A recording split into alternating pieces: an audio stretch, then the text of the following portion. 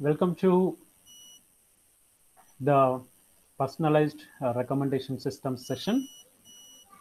So we are in module 3 of the recommender system course, and we will be going through the basics of the personal recommendation systems in this class. Okay, in terms of tables of contents, this is what we are going to cover today. In a brief, what is the buyer behavior, how the market has Yeah, hi evolved. Ramesh. Just a quick question. Can you increase your volume? Okay, Vivek. Hello. Okay. Yes, it's better. Yes. Okay, in terms of so in terms of table of contents, we are going to cover the buyer behavior, how the market has evolved, how recommendation plays a key role in the purchase cycle, and what is the basis for our recommendation, as well what are the different personal recommendation techniques, and how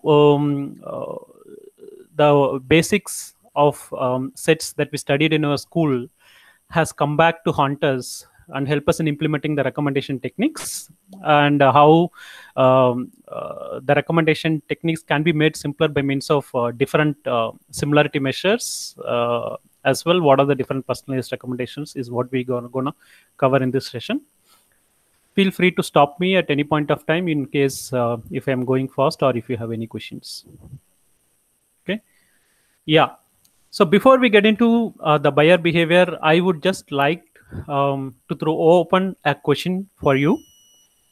Imagine I am a owner of a big retail store where I am selling different kinds of cloths. So basically, the store is meant for cloths, and I am going to open the store in some time from now. But before that, as a customer, uh, like you, from a customer like you, I would like to understand what is your preferred choice of color if at all you are buying clothes from my store. I would like the audience over here to post your response in the chat. Maybe we can take next 30 seconds and then post your response in the chat. This is the scenario. I am a owner of a store wherein we will be selling clothes, and I would like to understand from customers like you what are your preferred choice of colors. And my idea is to actually give you a lot of choices, but before I give you that, I want to know what is your preferred choice of color. So can you please post in the chat window so that I can take a count of um, how many prefer what kind of colors.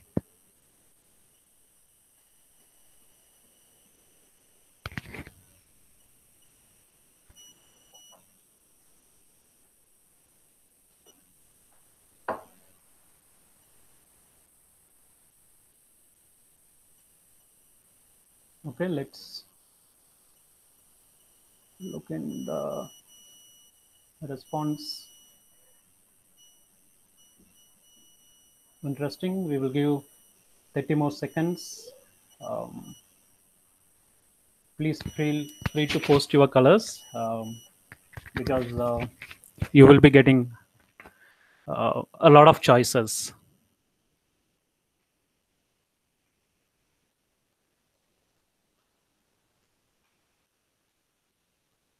Okay. Um, so I have a gentleman preferring red. I have another person preferring blue, and we have a third person preferring between black, blue, gray, and any sets between black and white. Okay, good. Okay, now I hope you all are excited to let us see the choices that I have in my store so that you can pick your favorite colors. Here comes the choices, the second choice, the third choice, choice 1, choice 2, and choice 3. Isn't it a lot of choices I have given you? Right? I have given you a choice 1, choice 2, choice 3, and you can pick up any of the colors based on your favorite colors.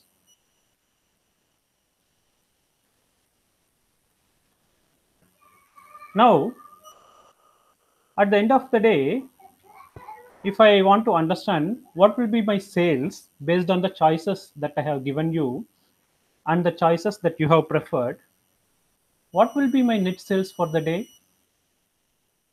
Is it going to be, will my entire stock of clothes be sold? Or based on your responses, nothing will be sold? Let me check. Yeah. So, given the choices that consumers have selected, which is blue, red, and different shades between black and white, hardly one cloth, maybe one or two choices may be sold, leaving my net sales for the day very poor. This reminds me of my engineering days. When I finished my 12th standard, my father gave me a lot of choices. That is, he gave me the choice to pursue my UG, that is computer science engineering, electronics engineering, electrical engineering, instrumentation engineering, production engineering. Right? For him, there are a lot of choices, but for me, there is only one choice, that is engineering. Isn't it the same thing over here? Though I have given you different choices of clothes to pick up, all you see is only one color, right? So even if you just go with one color as a choice, you can see that you have got no choice because none of them matches your criteria. Now, as a consumer, color is not the only choice, right? There are so many different factors that you will look into before making a product purchase. Take, for example, the clothes that you want to buy. You may be looking into the brand, you may be looking into the size, you may be looking into the different fits like slim fit, normal fit, right? And then you may be looking for different styles, different kinds of styles, even if it matches your color. So every other consumer is different in the sense they have different choices or they have different preferences to buy the items of their need. Um, so is it possible to classify the consumer behavior? It may not be really possible to actually narrow down and understand every other consumer behavior, but in terms of the purchasing pattern, there are three different factors which they can be broadly classified into. One, the psychological factors of the consumer, such as the person's attitude, what they think about the current situation, how strong they are, because there are different kinds of personalities within us, right? There could be dominant personality, there could be complaint personality, there could be submissive personality. So people are different, people believe different. For instance, some people believe make in India, some people believe make in China, right? So there are different beliefs which people hold, different ideas which people hold, which actually decides the buying behavior of the consumer. Not only that, there are different personal characteristics. Though we live in a society, we don't make purchase as a society. Each and every individual is different. So based on the age, gender, financial situation, culture, location, for instance, I prefer a sleek phone, but my father prefer a bulk phone. While I was at US, I used to flaunt iPhones, while in India, I am contented with Xiaomi or Oppo phone. Based on the location, based on the financial situation, our buying behavior varies. The third more important thing is social influence. We are influenced by, we are living in a connected world where not only our immediate family members or friends, but your social network also plays a key role in your purchase behavior, right? I can think of a situation where when I grew up, right, we boys have only got three colors, that is blue, green, and red. So whatever kind of clothes I buy or items I buy, mostly mine will be in these kind of colors, blue, green, or red. But after marriage, whenever I take my wife for shopping, I realized that within blue, there are multiple shades of blue. Within green, there are lime green, peach green, pista green. There are so many different shades that I realized all these days I have not even explored the colors. Right? I hope it will be same for every one of us. We would have definitely experienced or explored or influenced by the people around us in terms of our choices, right? So, given that a consumer carries a lot of different traits um, before making any purchase, how does how a producer, how as a company can actually understand what the consumer preferences are, because each and every person is different, right? Is it really possible to understand the entire behavior of each and every individual? I think it is humanly not possible.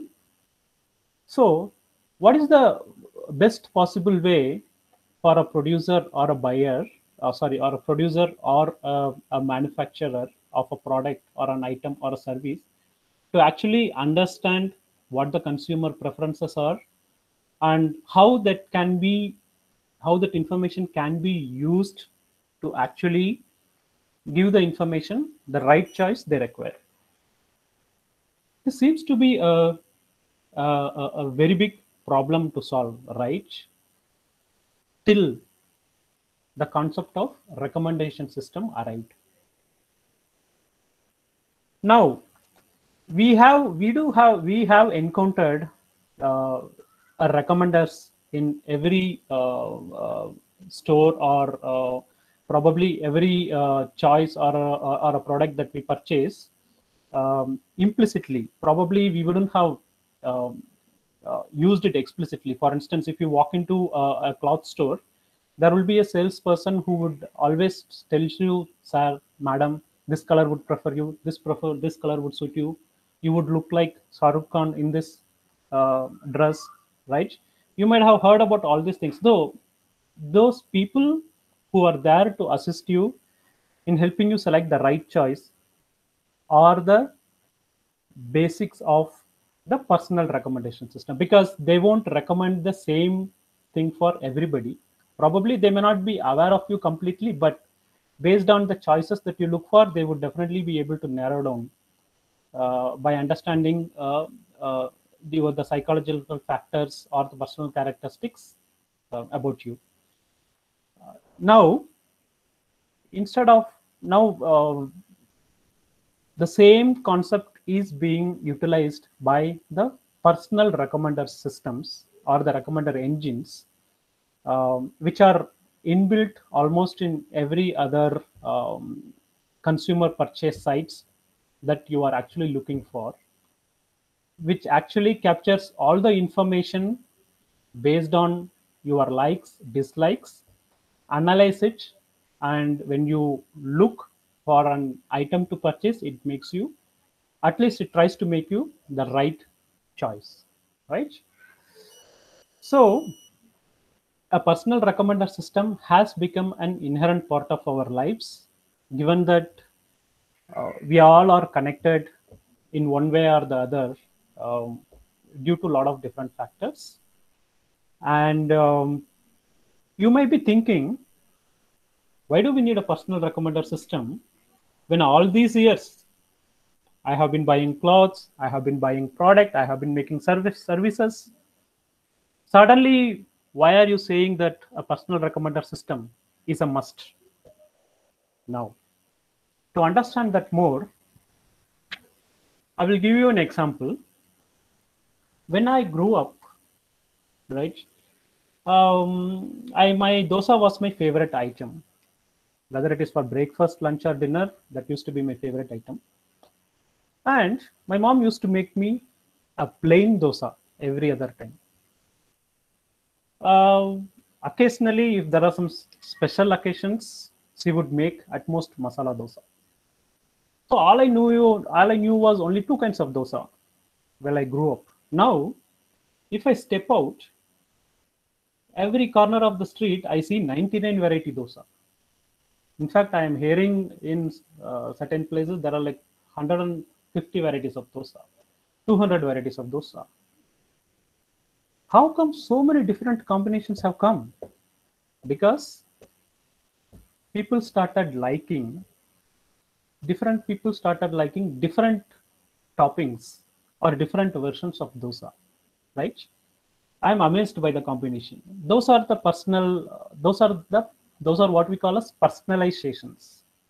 If I like mushroom dosa, whether I like mushroom dosa, whether I like paneer dosa, or whether I like peas dosa, I have everything available now because the dosa maker understands people like personalizations. So the person without personalization, if I just give only plain dosa or masala dosa, no consumer will buy because all they are looking for personalizations because people got used to personalizations.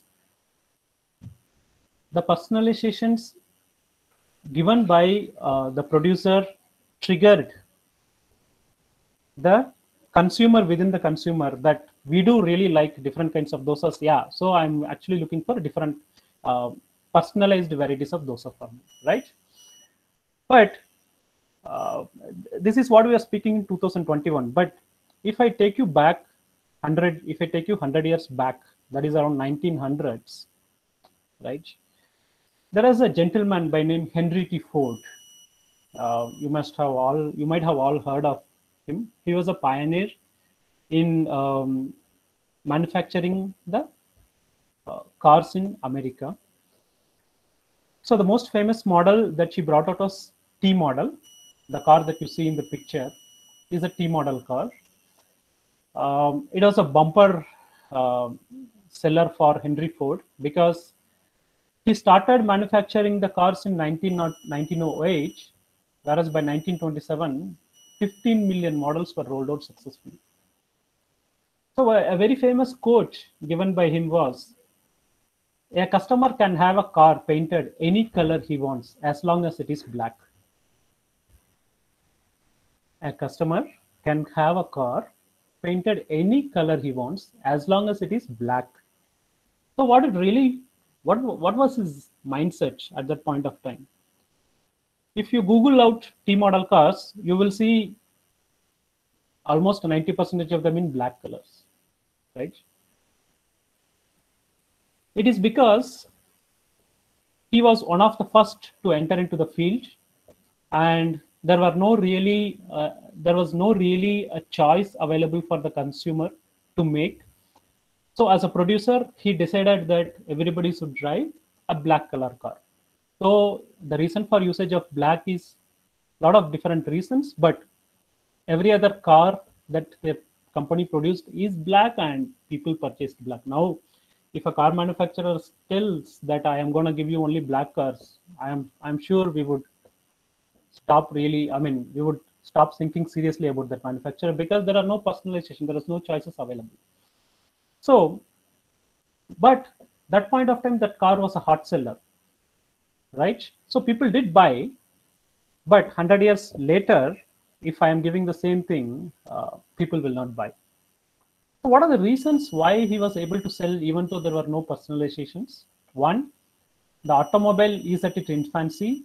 People never really owned car, and people really wanted cars. So he wanted to actually roll out as many cars as possible, and this is one of the shortcut to ensure that they can roll out more cars.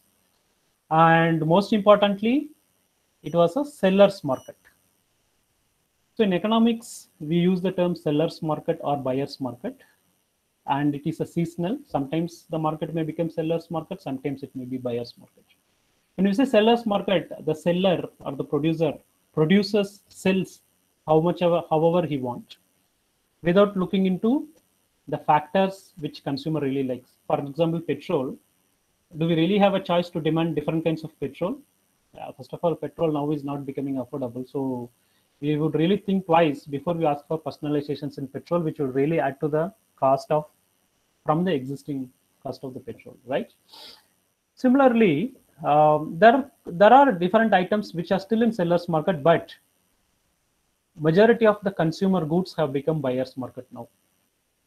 We consumers are empowered now to make a lot of different choices, different preferences, because of which the producer starts thinking in terms of consumers. Now, the competition between the producers to satisfy the consumer choices led to what is known as consumer delight. So they want to delight every other customer, not only satisfy but delight, going more than what is required in order to stay in a competitive advantage. So all those reasons, that is getting the market becoming a buyer's market, as well as the influences that the consumer has, and also the personalizations which the consumers prefer, had now led to a personalized recommendations becoming inherent as a part of every other consumer good site or a system.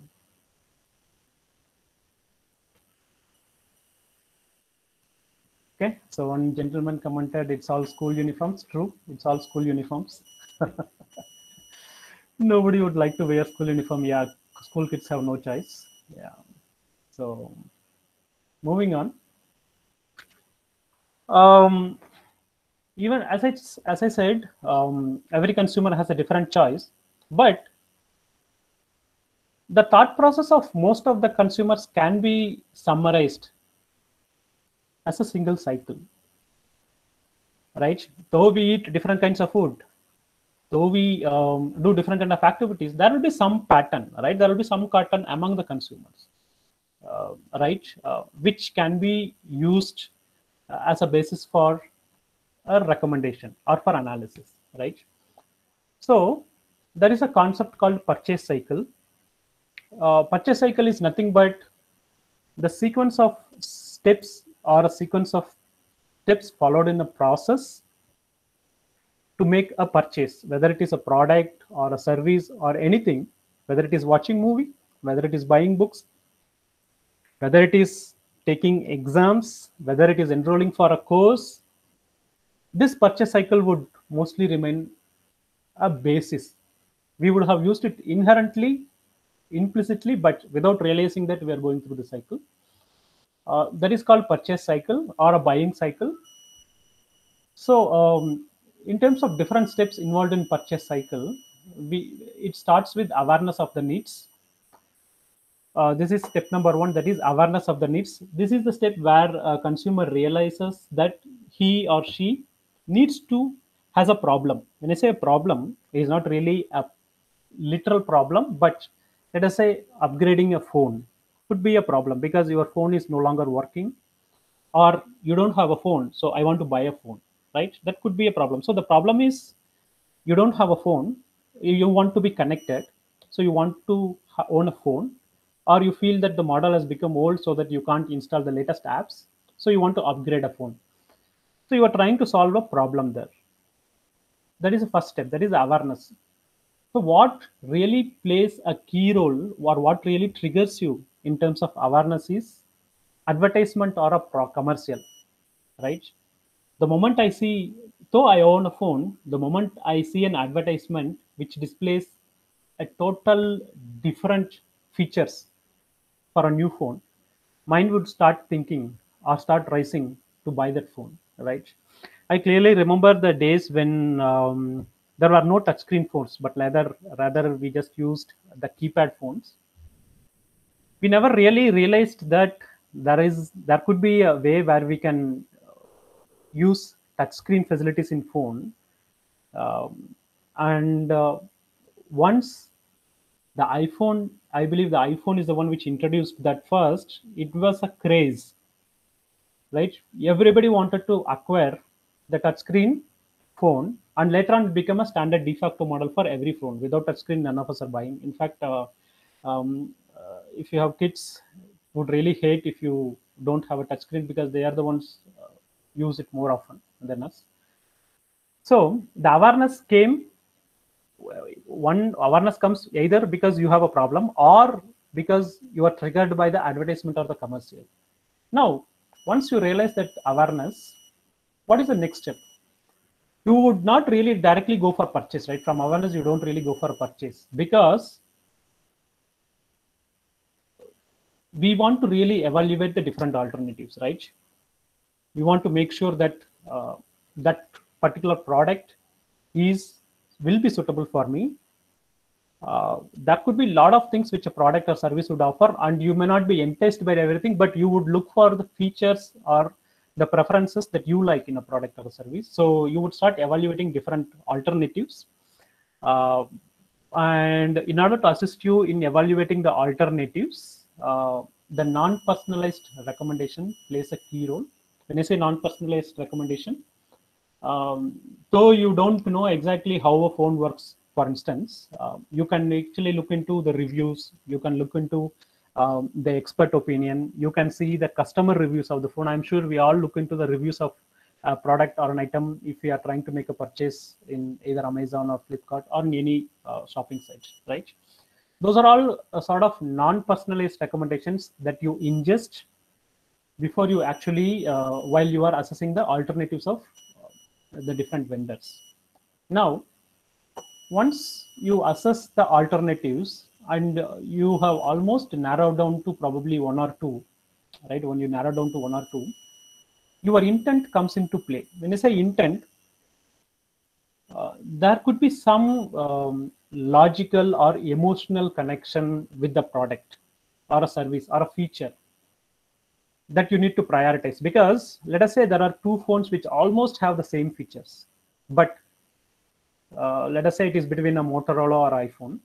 You have almost narrowed on same features, but iPhone price is more, Motorola price is less. So does the financial sense within you as a consumer will pop up and make you buy a Motorola, or you value iPhone as a brand more than Motorola, so you have some emotional connect, so will you go for iPhone? All these things come into purchase, always come into play before you make a decision. And in fact, um, the color of the phone, right? The color in which the models are available, right? Once I remember that there was an expensive suit which I bought, which is black in color. I really liked it. When I picked it up and went to my family and went back to my family to show them, my parents outright rejected, saying black is not suitable for our family, which was weird for me. But there are certain preferences which you may have to relate to, which you may relate to, right, before you make a decision. Even though it looks very weird, but from a consumer point of view, it may be very important, right? So all these things come under intent, and your personalized recommendation system actually plays a key role. Because if a recommendation engine or if a system knows what color you prefer, or what choices you have made when you compare these two items, or what features you actually looked into when you made a last purchase, if the information is stored, all this can be analyzed and can be used as an input to your personal recommendation system. Now, once you're done with your once you have gone through all these cycles, there is awareness, assessment, and intent. You are finally making a decision to purchase. That is adding to the cart, clicking on buy now. You have made the purchase, right? The product has arrived and you started using it, but there will be definitely a time for your renewal of the product or upgrading of a product. Or if you have signed a contract AMC, you may look for renewal of the product, which is the final stage of a purchase cycle. And again, your personal recommendation system plays a key role there, because based on the way how you have used your purchase, based on the way how you utilized your product or service, can be recorded, and that information can be fed to the buyer to ensure, and that can be piggybacked to the consumer, in letting you know that you probably something like you have saved this much amount of money by the usage of this product. We can give you additional discounts based on whatever the usage is, right? There are so many different loyalty models which are available that can be arrived at by means of personal recommendation system. So if you see any purchase cycle, irrespective of a product or a service, your personal recommendation system along with a non-personal recommendations play a key role, which is why it is becoming an inherent or an important part in every other consumer sites. Okay. Moving on, some of the examples, what we are displaying here, you would have definitely seen when you have browsed or when you have tried to purchase an item in a site. So I am displaying you some examples from Amazon site where you can see that inspired by your browsing history, right?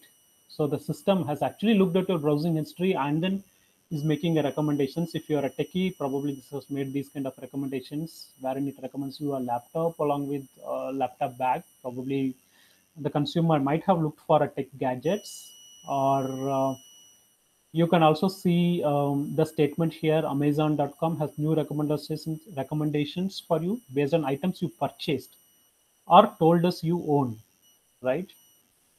Uh, it is just showing you probably some Google apps. Probably we would have looked into the Google Maps, or we would have looked into some sort of navigations, right? So these are all the basis, or these are all the necessary items required for the personal recommendation system to make a right recommendation. It can be grouped at a high level in different under different groups. For instance, user interests.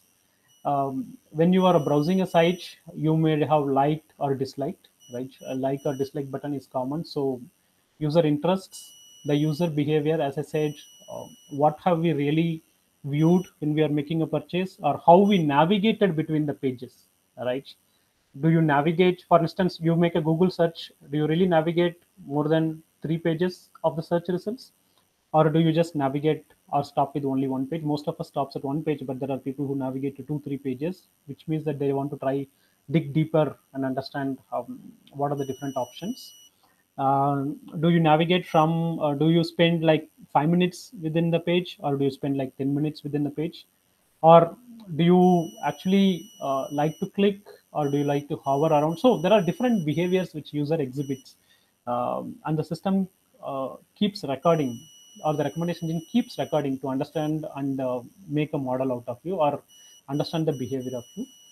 Sometimes we give some explicit feedback, like we click on a like button, you click on dislike button, you click on, you share, you might really comment. So those are the things which where you give some explicit feedback. And uh, sometimes you make a purchase which is taken as, which could be taken as though you like the product, or you may like a similar product. Sometimes you start watching a movie, then you leave it midway, which means that you actually really liked that movie, did not like that movie, right? So that's what the system understands as reject. So all this feedback is also taken. So at a broader sense, the interests, the behavior, the feedback of the user is taken into consideration, and finally a model is arrived at. When I say model, probably you could be given a space in the, you could be modeled as a vector representing different dimensions of your interests, behavior, and feedback, right? If you really look into a vector space, you could be one of the vectors lying close to other vectors who are other users who may have exhibited a similar behavior, right? That is called as a vector space, and you could really be modeled as one of the vectors depending on the various interests, behavior, and feedback. And the advantage of representing a user in a vector space is uh, the similarities between the users can be depicted by means of mathematical computation, or the totally dissimilar people or a dissimilar item can also be arrived at once we start modeling the users in a vector space, right? So that is how finally a user, finally we are all vectors. Yeah, that's what you have to think of in a digital world. Based on our interests, we are all converted into vectors and then put it in a vector space. And your friend could be your neighboring vector, or could be a distant vector depending on the purchases that he or she has made, right? Isn't it interesting that we are all vectors finally? Now One of the fun fact, or when I should not say this is fun, it's a real fact probably, like women are more likely to be influenced by a recommendation system than men are. Even um, this has been analyzed by the recommendation engine has been concluded based on the purchasing behavior between women and men, right? And we men are in turn influenced by women, so eventually everybody is influenced by recommendation engine, right? Yeah, that's how I view it. Now, stop me if you have any questions, right? I will just keep proceeding. Now, let's get into the meat of the recommendation system. So we understand now that a recommendation system is inherent part of every consumer site, without which the world doesn't exist. I mean, the web engines, the shopping sites doesn't exist, because if a particular site is not giving me what I want, I will switch to another site. I have some hundreds of sites at my fingertips. All I need is just an app to download, install it, and start browsing. I can make the same product purchase in any site which I want, right? Now, given that we understand why recommendation is important and all those, what really is done, or what is happening really behind the scenes actually to get this recommendation up and running? It can be classified into, so the kind of recommendations engines that we have can be classified into content based, collaborative based, hybrid based. In our first module of recommendation systems, we did briefly go through this, but it was at a very high level. Now we are actually narrowing down to a personal recommendation engine. This really makes sense because when you look at a content-based recommendation, you can really understand that it is based on the content. And if you are looking at a collaborative filtering, it really means there is a collaboration between the user and the item. And if it is a hybrid model, it means a mixture of content and collaborative. Okay. So how do we explain this? You can, how do we visualize this? You can visualize that in a collaborative filtering model, or in a collaborative filtering model of a recommendation engine, it actually models the users based on what they have purchased, or what they have viewed, or what they have liked. It really puts all the users in a vector space, as I said, and derives the similar users. We will discuss more about similarity in the coming slides, but just remember that similar users have arrived based on the different attributes, and in the content-based filtering, similar items are recommended to a specific user, right? Say for instance, if a user is browsing a news item about an American election, a recommendation engine running behind the scenes may recommend you an election which is happening in India, probably because it may be thinking that you are more interested in political news, right? So based on the attributes of the product or a service, it actually recommends the similar services or similar products to the user. This is content based. It purely looks into the contents, because you can visualize that vector space for the items. So there could be an item similarity that can be used as a recommendation, or there could be a user similarity in a vector space that can be used for recommendations. So at a high level, it's either item similarity or a user similarity, which plays a key role in recommending the desired choices for the consumer. Now, can we use one of them and skip the other? Can be, but it makes sense, or it gives you or the producer gets a maximum leverage if they can use both the content based and collaborative filtering in a hybrid mode and recommend the products. That is, it actually you need to understand what the user's interests are, so that you can recommend a similar products to the user, or you can actually understand the similar users to the consumer and can actually recommend the items which those users have bought to the consumer. So it goes both the ways. So in either of the ways, probably we may be able to recommend the right choice for the consumer. Okay, but the key thing here is whether it is content model or a collaborative model, the basis is similarity. It is either item similarity or user similarity. And in the coming slides, we will dig deeper to understand how this similarity is arrived at, right? So all we are looking for is nothing but something which is similar to what I like, right? Because it's really difficult to actually make something which I like, but I can actually give something similar to what I like, right? Out of the existing product or services. Yeah. So this is the basis. I hope we are clear. Okay. Now here comes the fun part. I'm sure every one of us must have gone through this terrible pain of understanding sets when we were at our young age, right? Not realizing the sets will come back to haunt us in the machine learning. Now, why am I introducing sets? Am I taking you back to the school days? What is the relevance of sets to the recommendation system? Well, as I told you in the previous slide, recommendation systems are nothing but systems which look for similar items or users, right? So how do we arrive at similarity?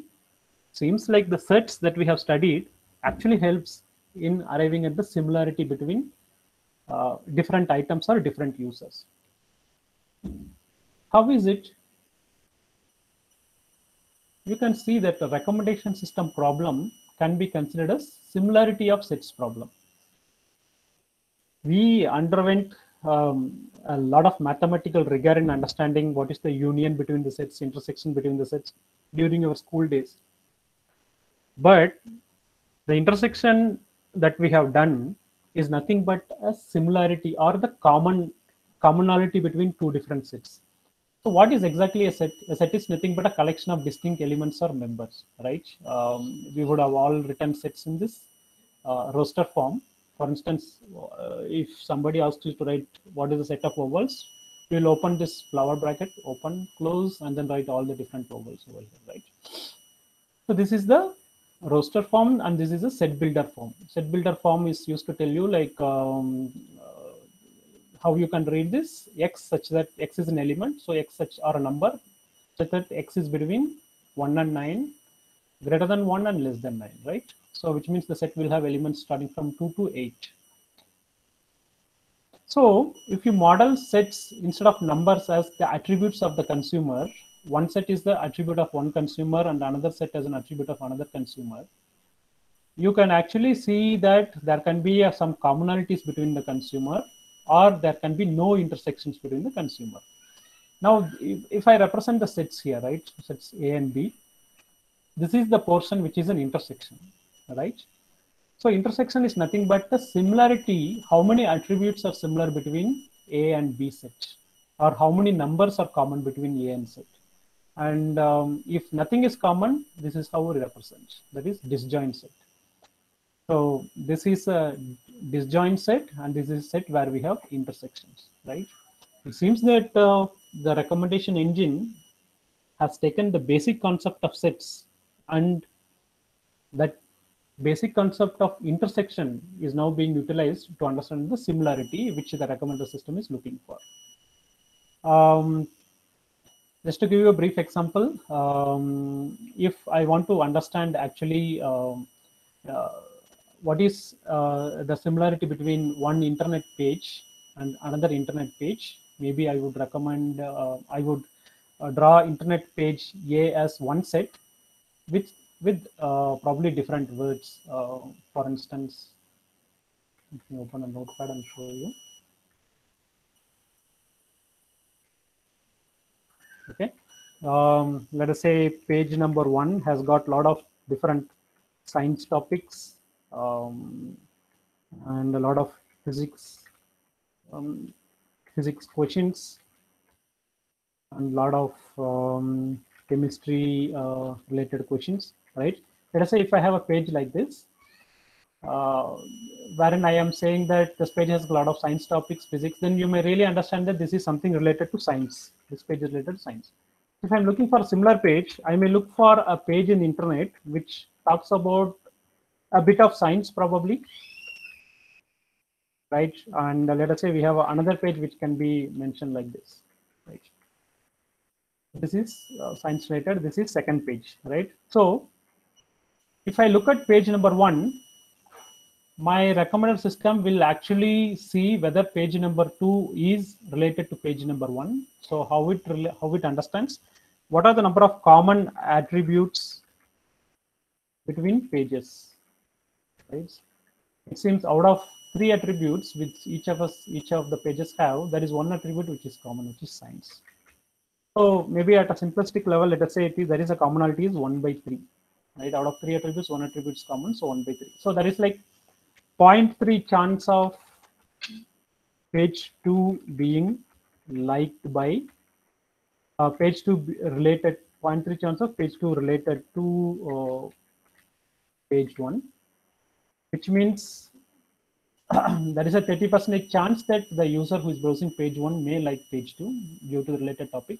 So the recommender system may have a threshold, let us say only if it is greater than 0.5, I will recommend, else I will not recommend, right? So till it finds next page, which has got probably, let us say there is a page 3,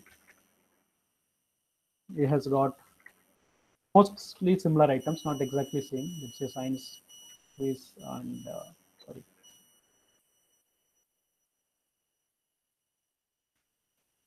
science physics quiz, and then something like geography related. Right. So page 3 may be related to page 1 in probably like 2 by 3rd, right? 2 attributes are common, so it is 2 by 3rd, which is like 0.67. So the recommendation will recommend. So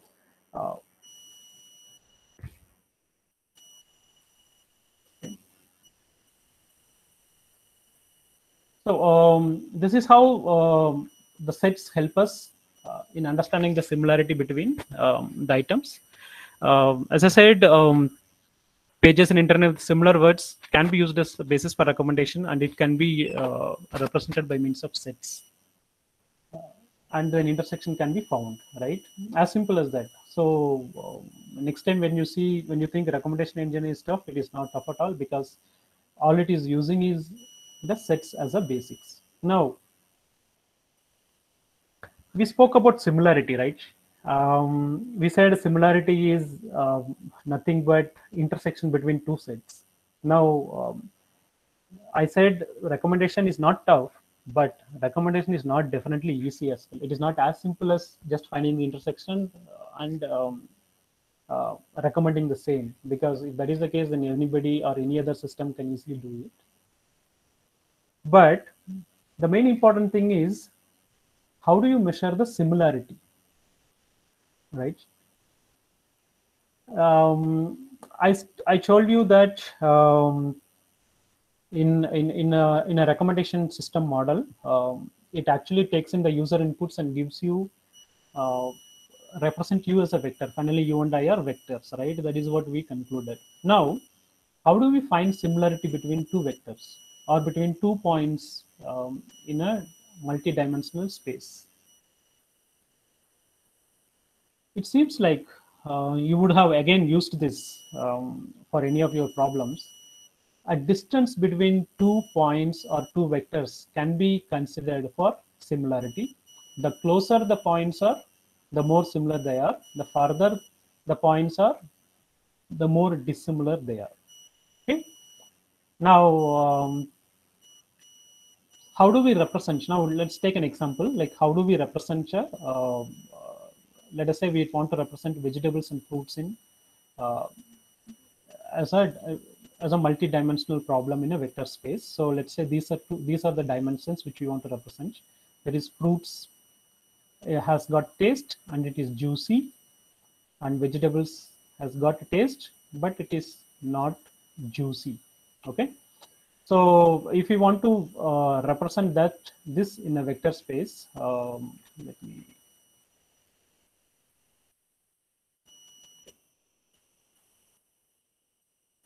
So how do we, probably I'm just drawing you a simple graph. Let's say this is one x-axis, y-axis, and this is, okay. Let us say there are two dimensions. Let's say these two represent dimensions. One represents taste, one represents juiciness, one represents taste, and this represents taste, and this represents juiciness. Fruits as an item can be represented 1 1. I mean, if this is 1 and this is 1, this is where the juice will be represented, and vegetable as an item is 1 0, which can be represented over here. Okay, so in order for us to understand whether a fruit is similar to vegetable, we need to measure the distance between these two. This is in a two-dimensional space I am talking about, and if this point is deemed closer to this, then it can be both classified as probably a similar item. But if the distance is very far, as per because the distances, whether it is far or near, depends on the problem or the domain. But if it is deemed farther, then it will be considered as dissimilar item. So this is how the similarity is measured in the vector dimensional space, and mostly we would try to keep the range between 0 and 1. So we measure the distance. Finally, when we arrive at a similarity score, we would actually keep the range between 0 and 1. I mean, 1 in the sense 1 if both are exactly similar, more or less both are same, or 0 if they're totally dissimilar, right? Finally, we are going to arrive at the similarity score when we compare two different objects. There will be an inverse relation between similarity score and distance. The more the distance, as I said, if the distance is more, the similarity is less.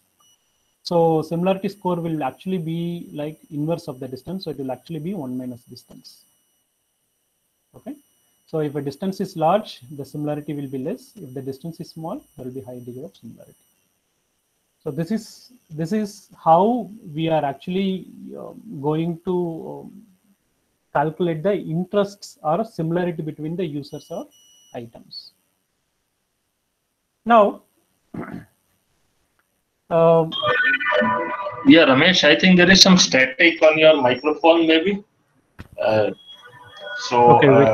There's a static, continuing static on your microphone. Not sure what it is. 1 minute. Or I don't know if others are also there.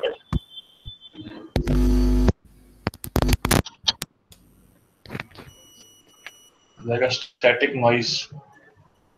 Yeah, it's keep beeping like for a while. Okay, is it any better? No, still there, I think.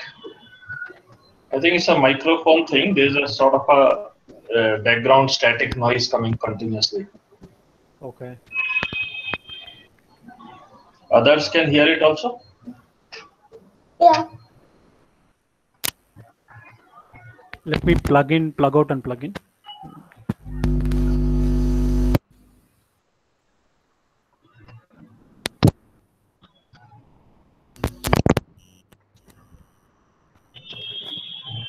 Do you still hear it, Vivek?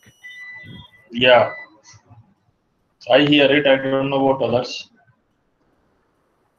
So it is. It's okay. It's not that much problem, but it's there. Okay. Okay. So. Okay. Sounds like a microphone thing. I only have the system noise, which is the fan noise is there. Yeah, keep your phone away from the computer. Okay. The phone is known to cause interference.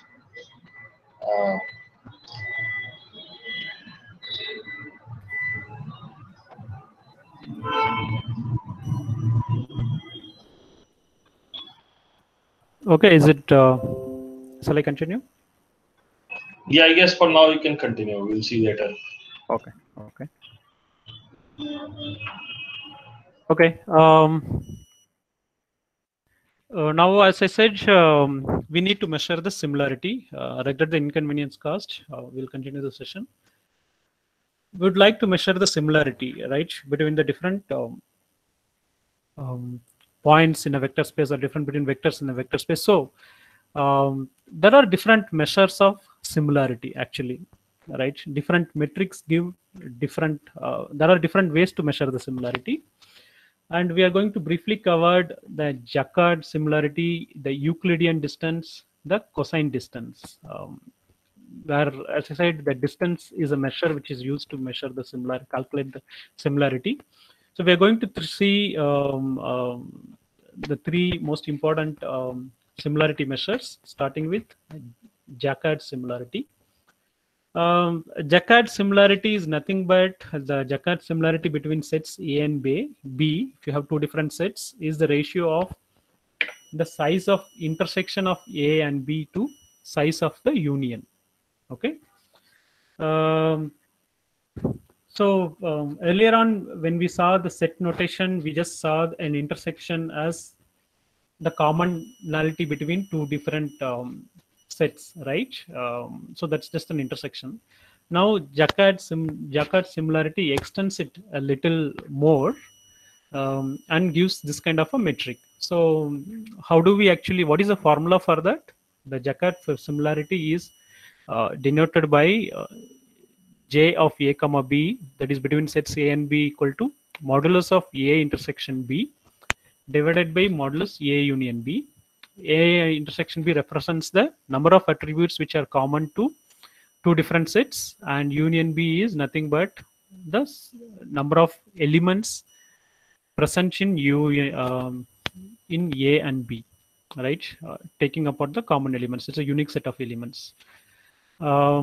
Now, take an example. How do we compute the similarity between two sets? Let's say the sets A is 1, 2, 3, 4, 5. Set B has got 3, 4, 5, 6, 7, 8. Step 1, A intersection B is 3, 4, 5, right? Because these three are the common elements. And A union B is not, so the A has got 5 elements, B has got 5 elements, but A union B is not 10 elements, because we need to take actually the unique elements. This is how the A union B works. A union B is therefore 1, 2, 3, 4, 5, 6, 7, 8. Because 3, 4, 5 being common, we cannot doubly represent that in sets. Now compute the Jaccard similarity. This J into J of A comma B equal to 3 common elements divided by the union, the number of elements, which is 8. So there is 3 by 8, right?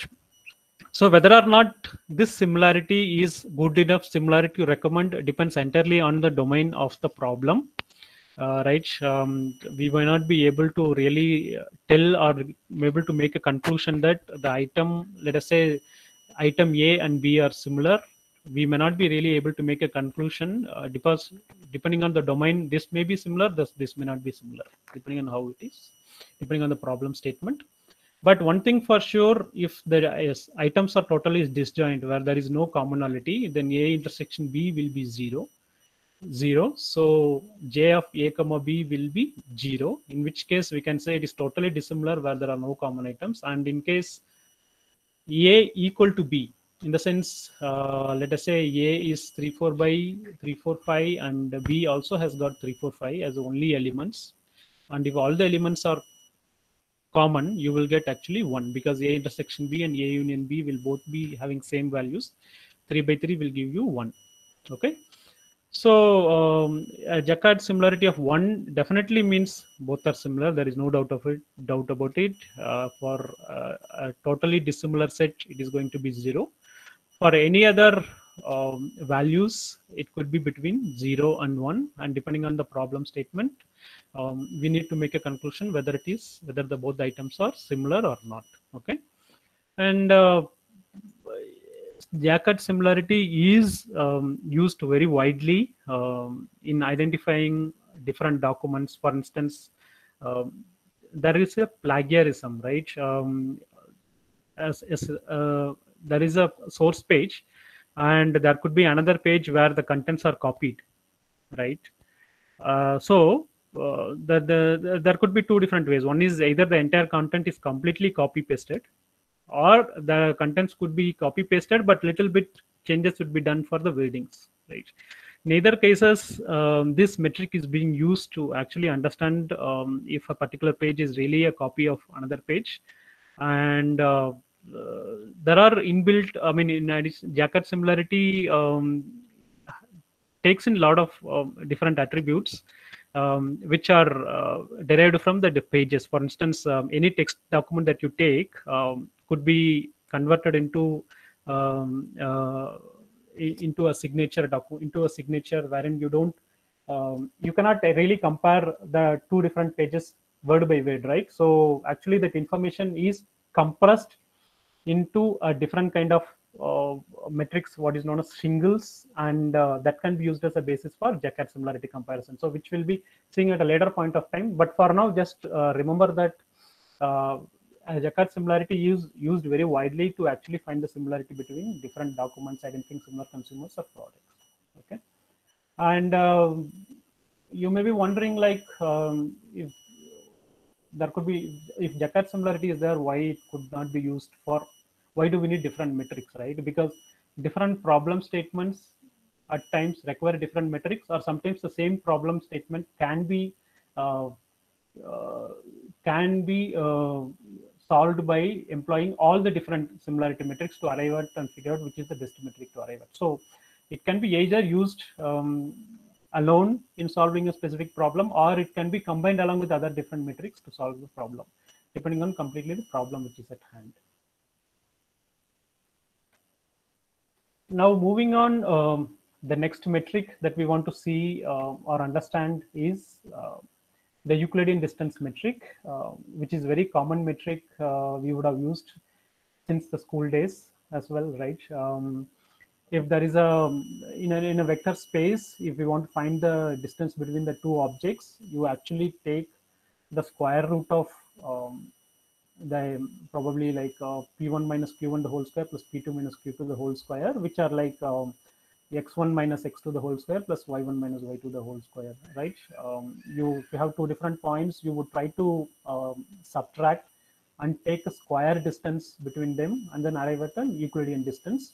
Euclidean distance is nothing but is based on the Pythagoras theorem, wherein you are trying to find the shortest path from one point to another point, provided they form a right angle triangle, right? So it's a simple calculation where if you have points 3, 4 and 2, 5 by 6, you would compute the differences between these points, 5 minus 3 the whole square plus 6 minus 4 the whole square, and you will arrive at a sum. And you would actually take a square root of this h, which will stand out to 2.82. So the distance between these 2 points is 2.82, which means that if a user is represented in this dimension in this specific point, if there is another user or an item in this specific point, this is how the distance between those two users or items are. Okay, and this is again called as L2 norm. Because there is another metric which is called L1 norm, which also measures the distance between two different points in a 2D space, in a multidimensional space. It is called Manhattan distance. So Manhattan distance uses this formula, which is x1 minus x2 plus y1 minus y2, taking the absolute value of the difference between the points. Let us say for the same points 3 by 4 comma 2 5 5 6 3 4 and 2 5 for 5 6, if you compute the Manhattan distance between those 2 points, you have to just subtract x1 minus x2, which is 5 minus 3, take an absolute value because distances will not be negative, will not be considered negative. So you are taking an absolute value, and again you take an absolute value of the difference between these 2 points. Then you finally sum it up. Sorry, the sum is wrong. I believe this is 2 plus 2 will lead to 4. Okay.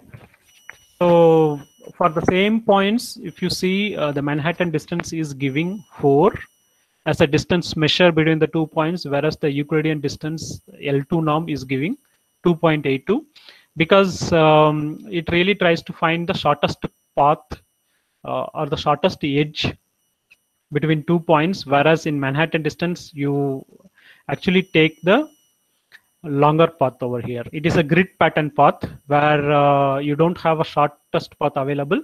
Rather, you need to travel from this grid to this grid and this grid to this grid. So that is how the Manhattan distance travel will be. So a Manhattan distance will mostly be longer than Euclidean distance. That's L2 norm. Okay, moving on. The next metric that we will be seeing, which measures distance slightly in a different way, is cosine distance. A cosine distance measures the distance between two different items or users or two different vectors by means of the angle that the vectors make to the origin. For instance, if these are two different items, two different points, if we are looking at Euclidean distance, you might be trying to find the distance between these 2 points, right? By drawing probably a straight line, a perpendicular line. But in a cosine distance, it actually tries to find the angle that this vector and this vector makes between them. So this is how the cosine distance or the cosine distance is computed. So the answer that you will get is in terms of angles, that is how many degrees there will be an angle difference between these two items. And based on that, you would actually understand whether or not an item 1 and 2 are similar or dissimilar.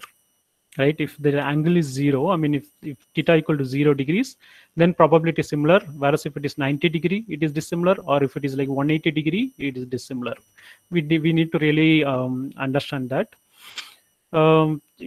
This theta actually varies between 0 and 180 because a vector, right? A particular thing about cosine is it takes into consideration the direction. If you see the previous distance measures, that is Euclidean distance or Manhattan distance, right? It only looks at the magnitude between these 2 points. There is no really concept of or understanding of the direction between these 2 points. Whereas here, the angle varies based on the directions. You can take into consideration the x-axis and x1 and x2 axis here, right?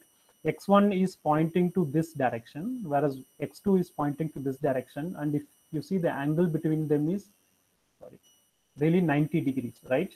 So at an angle of 90 degrees, these two are in opposite directions. And if you want to give some meaning to it, the meaning of this, if you are representing a word in terms of a vector here, the vector here is totally opposite of or totally 90 degree to another vector, which means they are totally in a different understanding. Those two are totally dissimilar. So probably we can make some interpretations out of the angles that we get out of this cosine distance.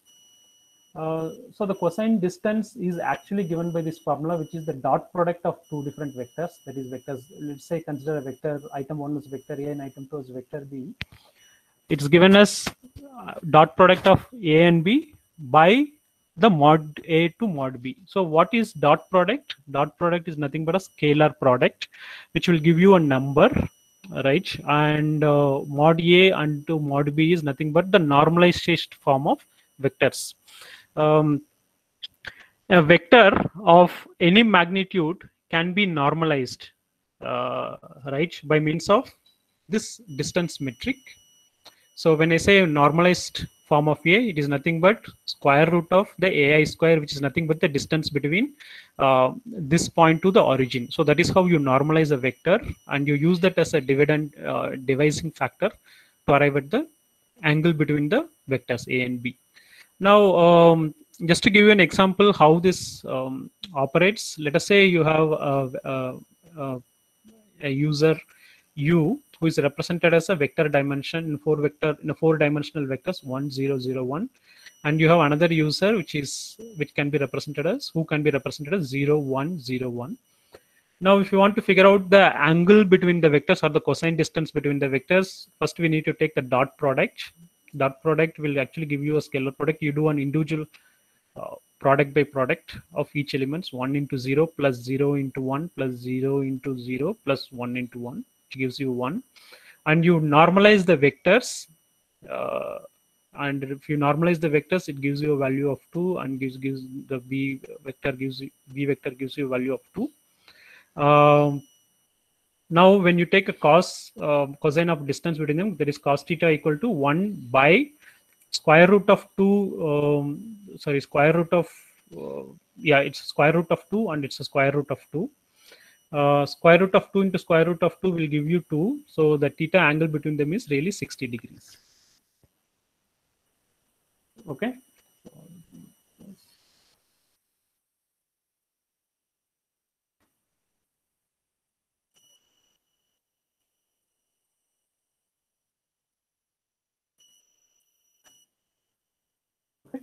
So you can figure out that the angle between them is 60 degrees. So depending on the problem statement, you really have to see whether it is similar or it is dissimilar. But if you get probably 90 degrees, if you get 180 degrees, depending on the context, you can actually see that they are totally opposite. For instance, one vector is here, the another vector's direction is here, then the angle it will make will be 180 degrees, in which case they may represent a totally different meaning, or they might be users who are having totally different taste. So you may be able to use cosine to arrive at the similarity between the users or items based on the angle that you measure.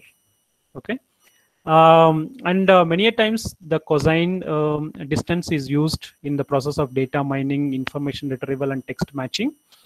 We will see in our upcoming sessions how the cosine as a distance can be used in a recommendation engine to find out the similar items or similar users for the given data. Okay, so far we saw 3 different. No, Ramesh, this is showing a 2-dimensional cosine chart, right? So we can have multi-dimensional. The Yes. vector can lie in a multi-dimensional space, so the same concept will apply, right? Correct. In fact, what we have seen is at a higher multi-dimensional space, cosine works better than Euclidean, because the moment if you see the Euclidean distance, right, mostly it is looking for a linear distance, right? But if you go for higher dimensional, the linear relation may not, or the linear distance may not really exist. For instance, consider the difference between a circle and a sphere, right? If you are representing an object in terms of sphere, you may not really be able to find out the L2 distance, or whatever you find out in terms of L2 distance may really be very approximate, as you may not be able to establish the linear relationship or the linear distance. But at those dimensions, you can really be able to figure out the angle between 2 different vectors accurately. You can consider the difference between a circle and a sphere, and see if 2 points lie in a circle, how is easy to measure the distance between them. Consider the same thing if you extend it to sphere, where there are like 3 dimensions. You can actually see that at a surface of sphere, you may not really be able to find out a linear distance, because it is curved everywhere, right? So as the dimensionality increases more and more, the cosine performs better when compared with Euclidean. Vivek here.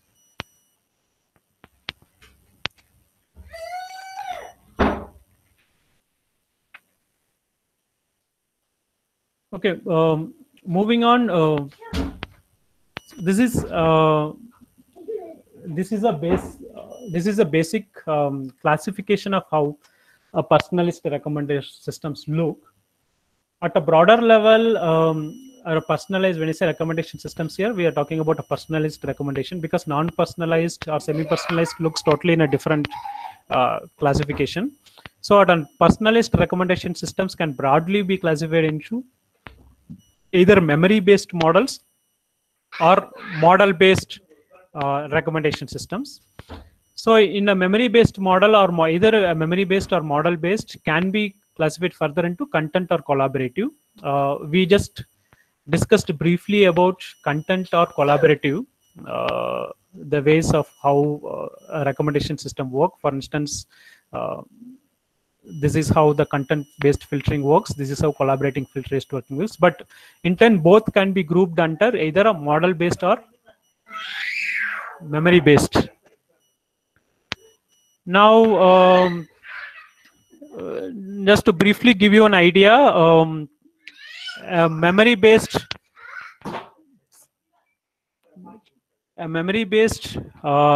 recommendation system actually looks for the entire database of the transactional history and then tries to use content on collaborative based on the data set. So the major difference comes from the kind of data that we use to make predictions.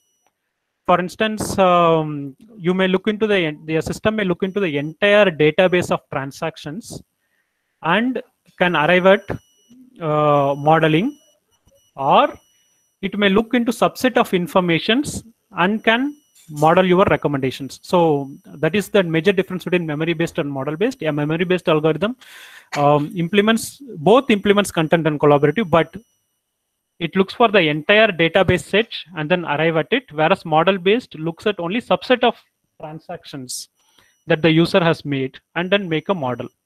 So the main disadvantage of a memory-based model would be the time it takes for recommendation. By, for instance, going through the entire database of history and then make a recommendation is definitely going to be time consuming, but it may be more accurate.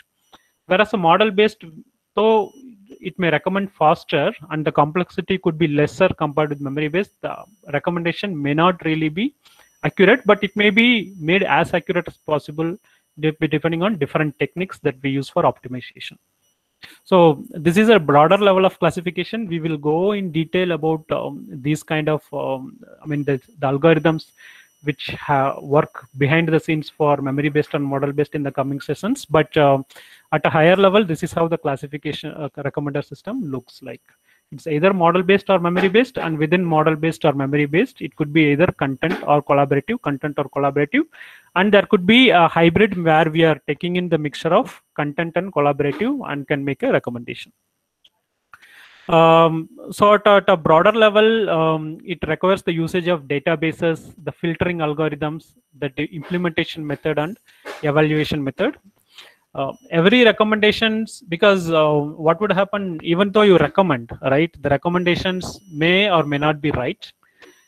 So an evaluation system must be built, which will actually figure out whether the recommendations done by the system are actually being used by the user, or the recommendations have been totally rejected, in which case user is not even looking for recommendations. So a broader evaluation method will also be set up to frequently evaluate how the recommendation system is doing. In addition, the recommendation system also tries to keep the data up to date by taking in all latest inputs from the user and recompute the recommendations and then use the result as an output. Okay. In summary, what we really gone through in this session is that why a recommendation system makes a strategic difference to the customers as well as business.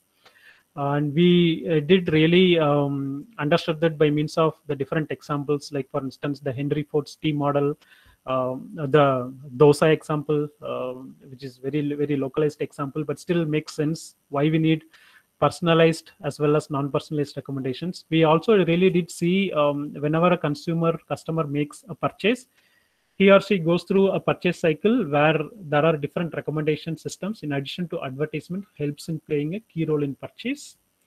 Finally, we did say that recommendation system is not very complex because it actually utilizes the concept of sets that we learned way back in our schools, wherein we are trying to figure out how similar the two sets are or how dissimilar the two sets are.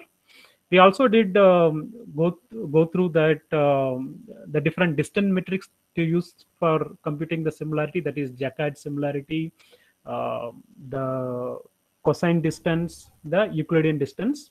And at a higher dimension, the cosine distance works better because of the angles that we can compute between two different vectors. And recommendation system, though it can be broken down into a similarity of sets problem, it is not as simple as that, because it really has to make use of different techniques which we are going to see in further sessions, such as local sensitive hashing, link analysis, frequent item sets, clustering, and filtering. So you would see a mix and match of different algorithms to actually recommend a right product or choice for the customer, because a consumer behavior, if you want to model, it is going to be a most complex model, as it has to incorporate a lot of different attributes based on a lot of different instances, and it is not really possible for one algorithm to actually take in the data and compute everything, right? So that's why it requires different usage of different or mix and match of different algorithms.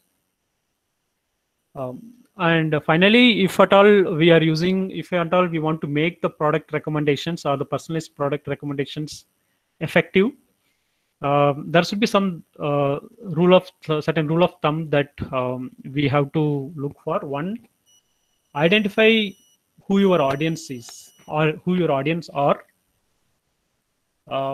Not everybody can be a frequent purchaser, or not everybody can be a one-time purchaser. So your consumer audience will change. Somebody may come seasonally, somebody may come regularly, somebody may shop only during festival time. So identify your audience, target or group them, trust your data, because that is the only thing that you can do for personal recommendation. Even for any machine learning model, the data is the key. And even for personal recommendation, the data that what you get from the user is the data that you have. So you need to trust your data. So recommendation can work or may not work, right? Because it is very difficult to think what the user really want.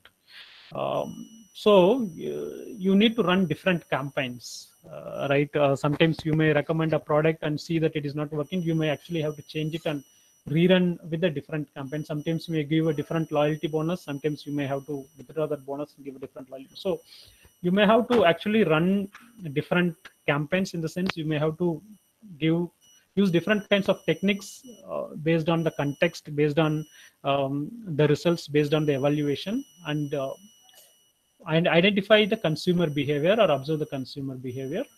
And last but not the least, it is an ongoing effort. It is not a one-time effort. Just setting up a recommendation engine will not give you right results all the time, because a consumer preference changes with the time. It is like a continuous effort. So a time is one of the dimensions for a personal recommendation engine. So we always have to take into consideration that the recommendations that we do are latest and goes with the context.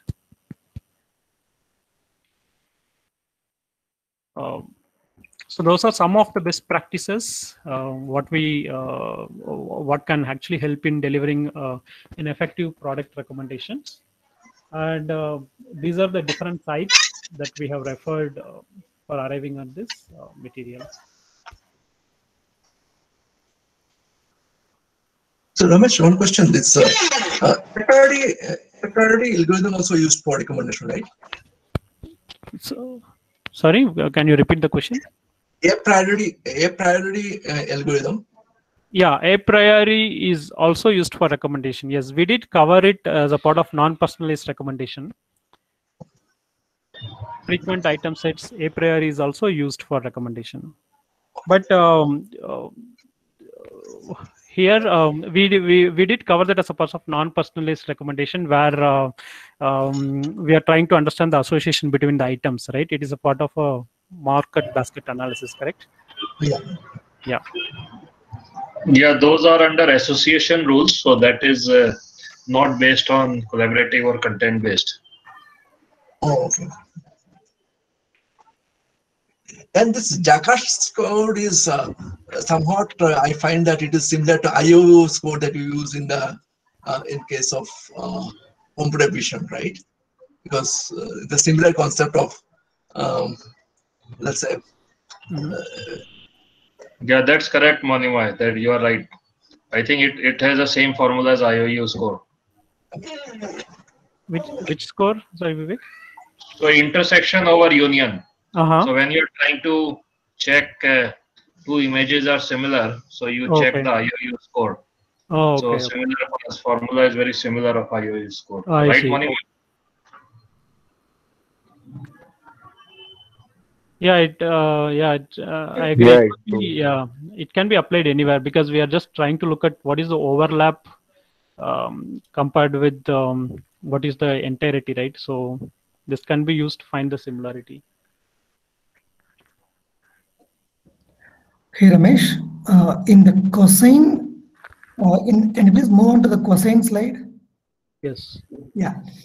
So I can actually understand there are two different points, but how are we, or what is the rules that we are defining to identify its origin? Or how are we identifying the origin for those 2 points to get the right distance, to get the right cosine distance?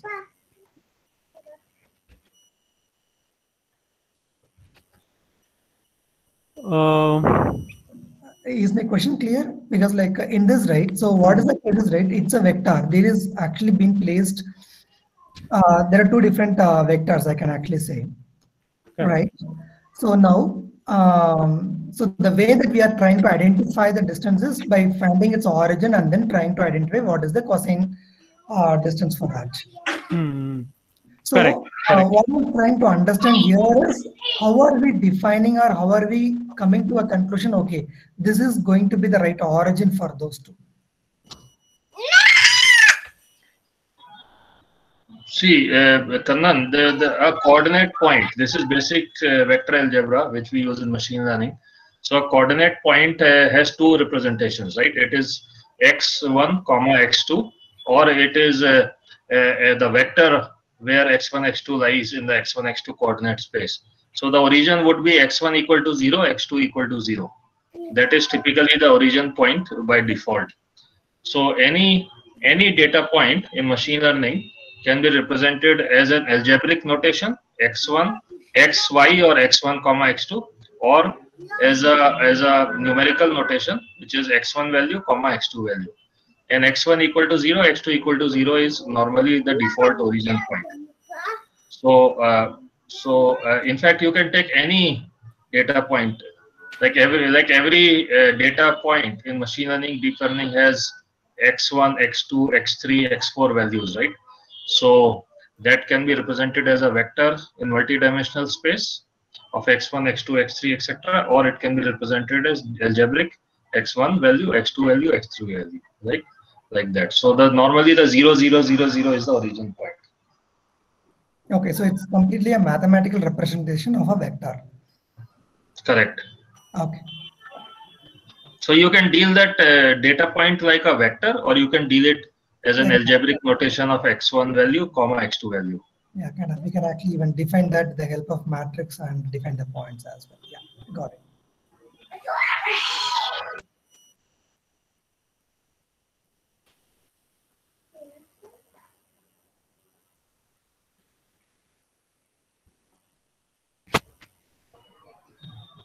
So Ramesh, yeah, go ahead.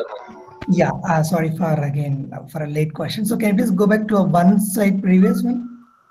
So here you mentioned that memory based and model based, right? So I can relate that model based way easily, that because it's going to take the subset of data. Maybe I can actually relate that with multiple recommendation system.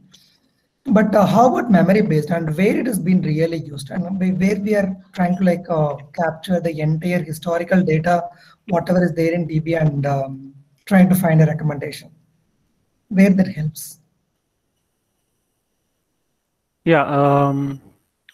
So memory based, as I said, right? Let us say if we are shopping in an Amazon site, right? You may have installed your app probably 5 years back when you started making your online purchase, and the transaction history starting from that till now could be stored in a database. So this database is going to be a very huge database only for you, right? Only if you're taking a single user. And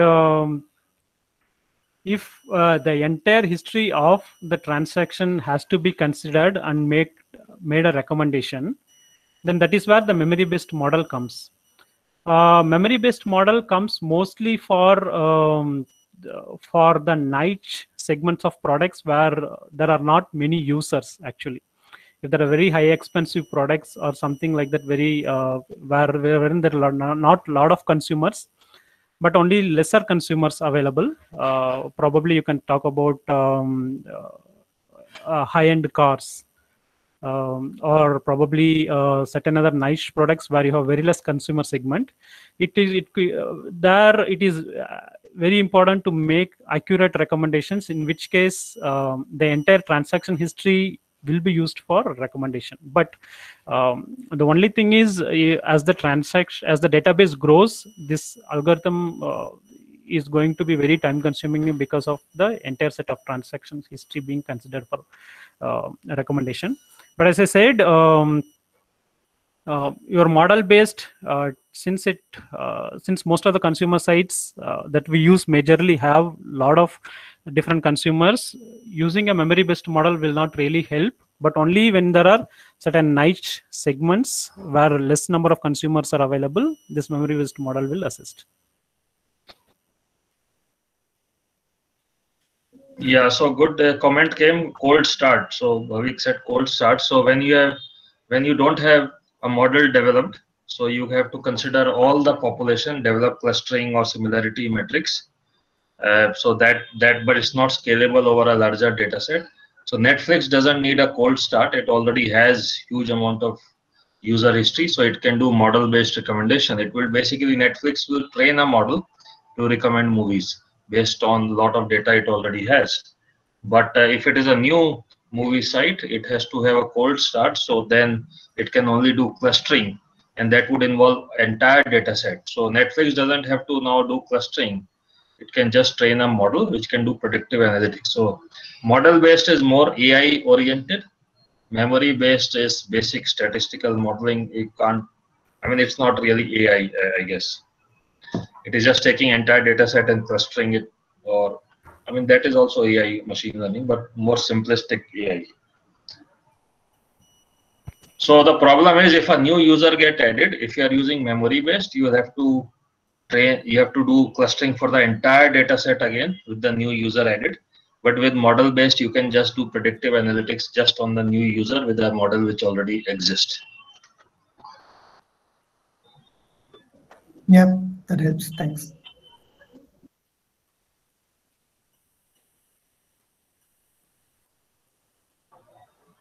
So Ramesh, is it over or we have more? Yeah, Vivek, yeah, that's all. Yeah.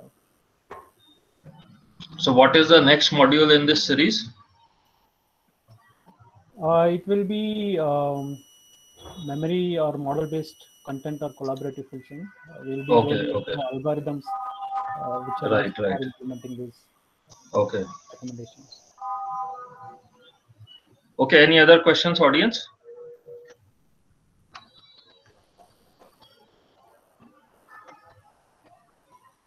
Okay, thanks a lot, Ramesh. A very nice presentation. Thank you, audience, for joining. And we will see you later then in next webinars.